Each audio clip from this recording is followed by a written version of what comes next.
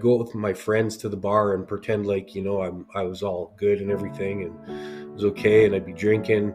And then at about, 12:30, it was a regular thing for me. At about 12:30, I would just go missing. Hmm. I'd take off from my friends. I wouldn't say anything. And I'd go, I had a couple houses in the hood in Regina that I could go to, and, I felt comfortable there, Hmm. and it would be days of using, and Just by I'd spend yourself? all my money. So tell me about, like, when did the plant medicines come into play? Like, how did that come to be? So I started using cannabis, and cannabis widened the gaps between me using. It Hmm. didn't stop me, Hmm. but it helped suppress things enough, until I wasn't able to use as much anymore, right? Hmm. So, and then from cannabis, it opened up a world of other certain plant medicines. I heard about things like DMT. I went to meetings, NA and AA, and I liked like the meetings. I liked going there. I always felt really good after I left the meetings.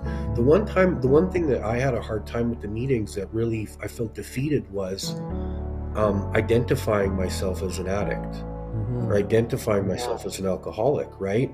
Yeah. So it's like it created something in my mind that didn't help me.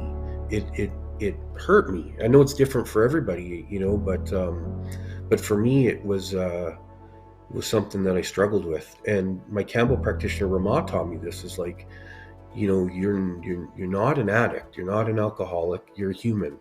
I used to always identify myself as like my depression or my ADHD Hmm. or my anxiety, right?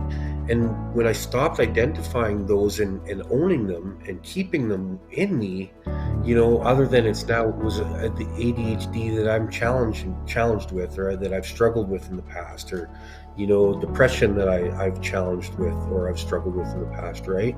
What Campbell does is it basically works in our body on a cellular level, right? Hmm. So it actually goes into the cells and pulls out, bad bacteria.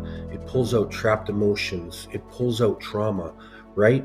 And it causes a purge, and you purge, and you leave that stuff in the bucket, you know. So I had a lot of fear around it. For the first however many times I did it, I was fearful of it. Hmm.